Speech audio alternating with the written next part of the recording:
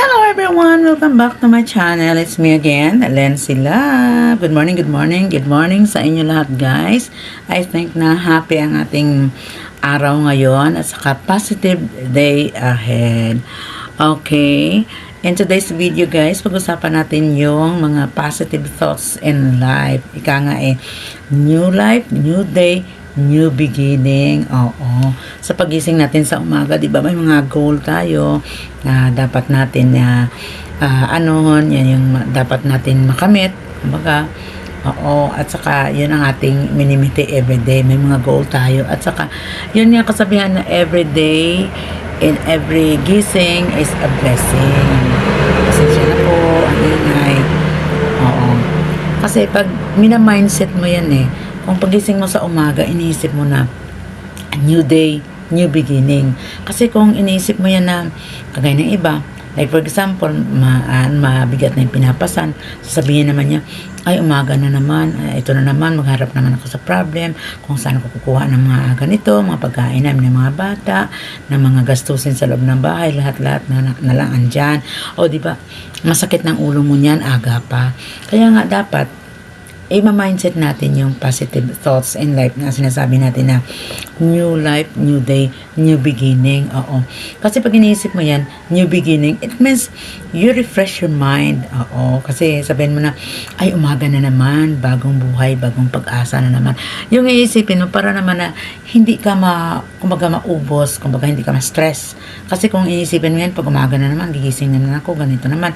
Ang harapin ko naman sa aking mga, sa mga problema sa buhay, mga ganon. Huwag natin iisipin yan. Thanks, always positive. Yan ba ang kasabihan na every day is a blessing. Every gising is a blessing. Kaya dapat magiging grateful tayo na nagising pa tayo sa umaga. Kasi ang iba nga dyan, kaya sabihin natin na marami silang pera, pero yun naman mga unexpected na mga pangyayari at talagang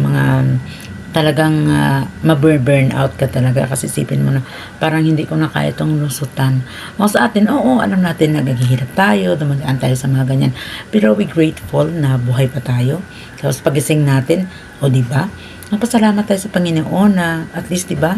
New life naman, nagising pa tayo, nagbe-breath pa tayo. Oo, hindi natin kasi alam ang everyday, ang next day, we can't promise. Kaya dapat, ima-mindset natin yan. Always think positive and must be grateful to our Lord na nagising pa tayo, na marami pa tayong magagawa sa buhay, yung mga goal natin, dapat natin ma-reach yan, at saka yung mga yung mga obligations natin.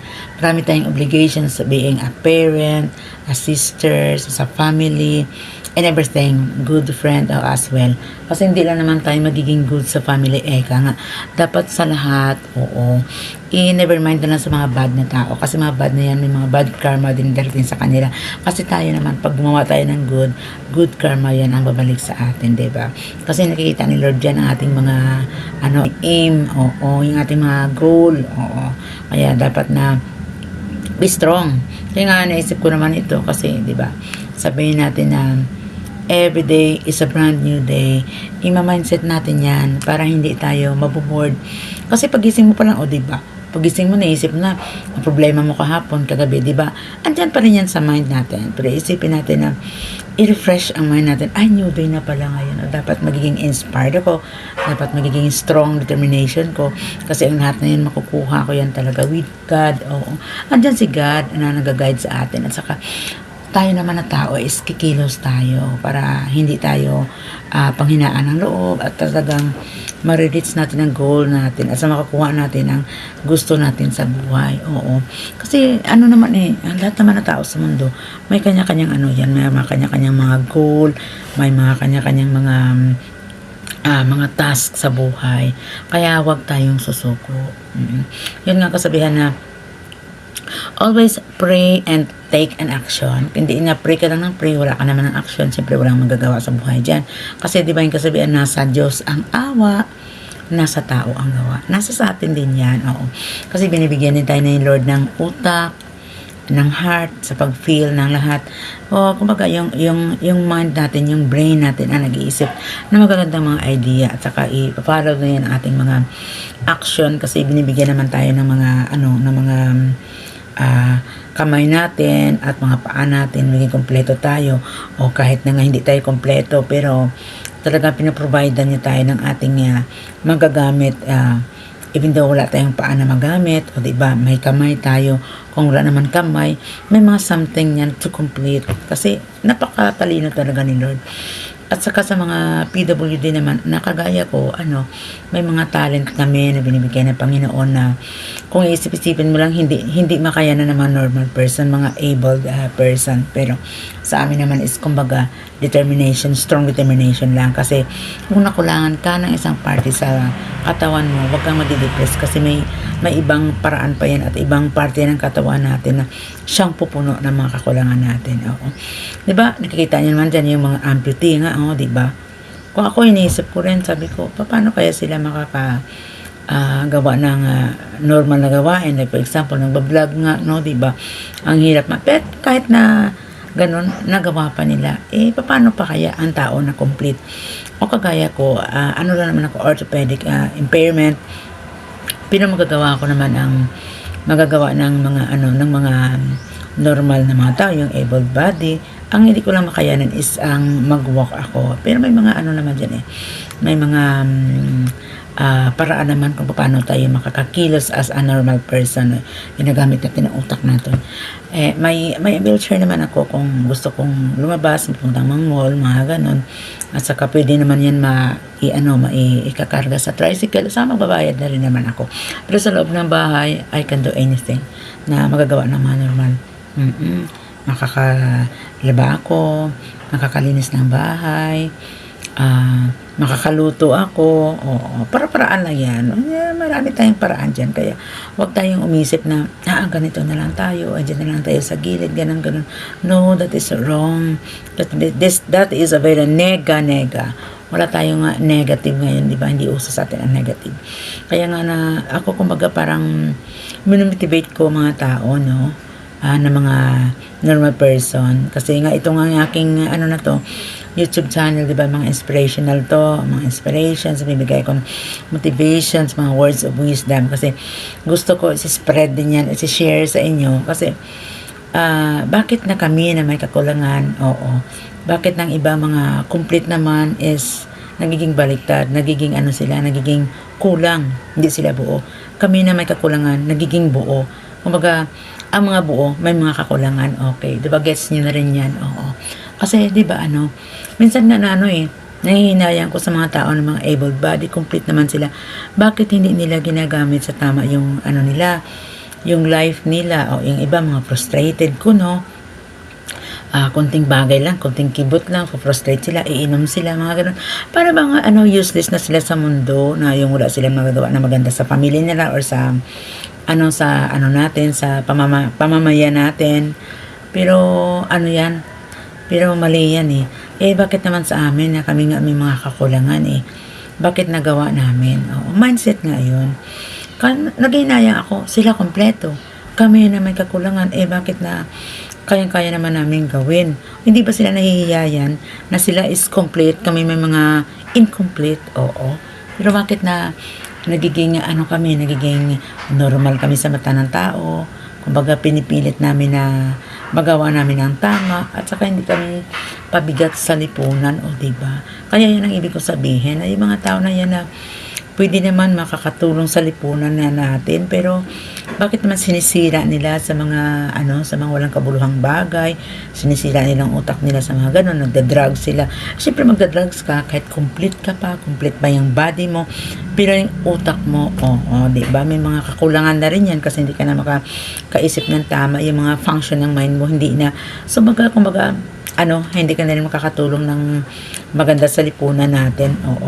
Kami nga, diba, kaya nga sabi ko, mga kakulangan, pero hindi nga natin pwede yan ma-judge, huwag tayo maging judgmental.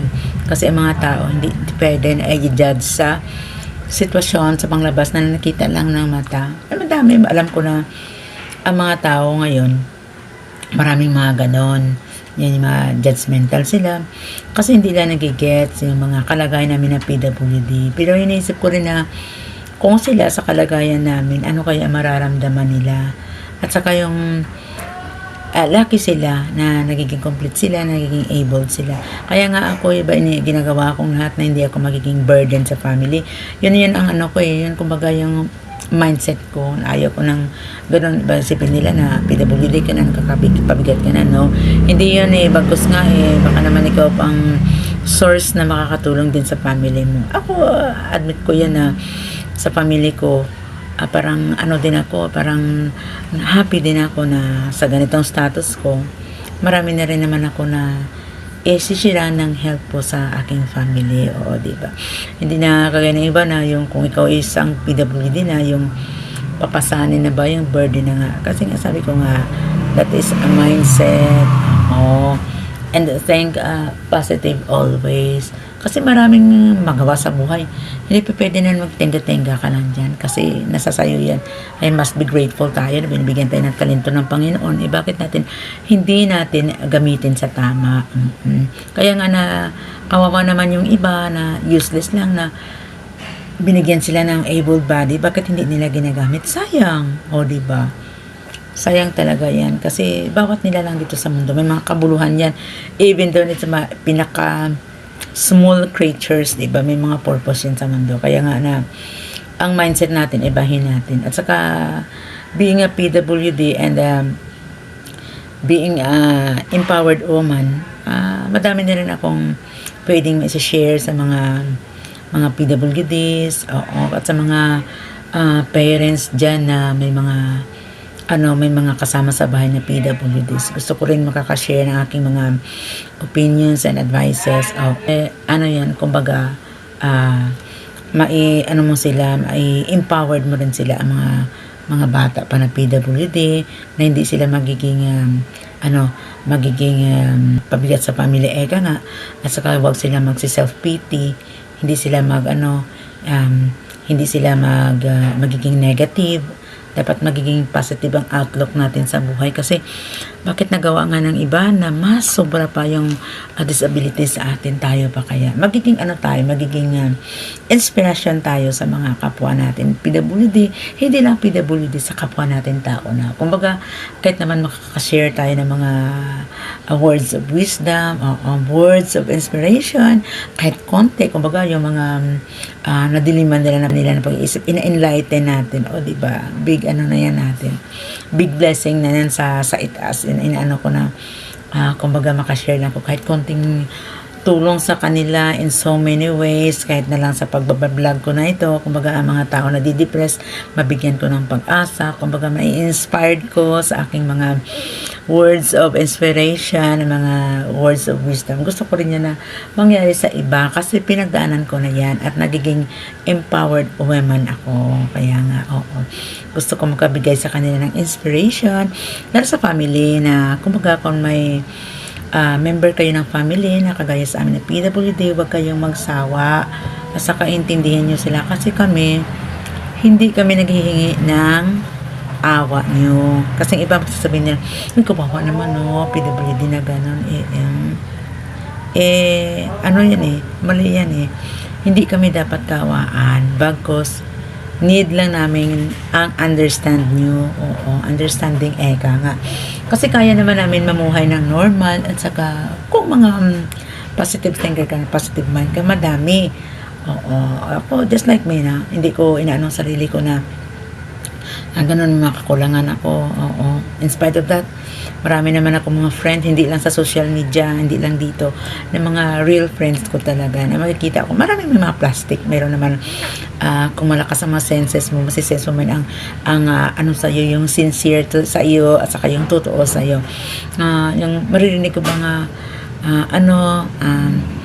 isa ako sa inspirasyon nila kasi yung mga words ko daw gano'n naka-enlighten sa kanila, nakaka-inspire daw sa kanila. So parang nakakadawa ng puso din na in behalf ng status ko marami pala akong natutulungan kahit sa mga words ko lang at saka mga able body pa yan na kumbaga binavalue nila yung mga words ko. Kumbaga nakakatawa, nakakadawa ng puso. Talagang Natutuwa ako sa ganon. Kaya ito, naisipan ko itong gumawa ng ganito. Kahit kung gusto nilang i-PM naman ako, ay okay naman sa akin. Kumbaga willing ako mag-share ng ng mga words ko, o kahit ganyan na makaka-help ako. Kumbaga, natutuwa ako niya na kahit papano naka-help ka sa kapwa mo. Oo. Dati nga may mga segment kami, may mga friend ako niya na gano'n, kumbaga sa isang platform yun na nagbibigay ako ng mga advices, mga words of inspiration, mga inspirational talk ba, mga gano'n, oo. Kasi natutuwa ako sa ganyang bagay ba, na kahit paano, na-enlighten mo, kasi alam nyo, pinagdaanan ko yan. Kaya ako lumakas, kasi madami din akong napagdaanan na nanghihina ako, nagbigay sa akin ng mga depression, na-overcome ko, and I'm grateful na dyan si God, at saka yun ang ma-testify ko talaga, na basta dyan si God sa center ng life natin, hindi tayo mapapano, at saka talagang ipoprotect niya tayo in so many ways. Kaya put God first at the center of our heart. Oo, kasi si life na yan si God na yan ang gagawa ng mga dapat gawin sa life natin. Hindi lang natin mararamdaman yan. Gradually. Yun pala, may ginagawa na siya sa buhay natin. Hindi natin minsan na-recognize yan, pero si God na yung gumagawa niyan. Siya na ang kumikilos sa life natin. Alright guys, sana naman po nakakatulong naman aking mga simple words sa inyo ngayon. Nakakabigay ng inspirational words and words of wisdom, at saka na-inspired kayo sa aking mga kwento, sa aking mga sharing, na talaga namang nakakataba ng puso, at talaga namang napaka-useful sa life natin. Isa puso natin ang Panginoon, at saka isa sa isip natin ang positive thoughts in life. Because every gising is a blessing. Alright, it's me again, Lency Lab. Kita-kits tayo sa aking next vlog. Bye for now.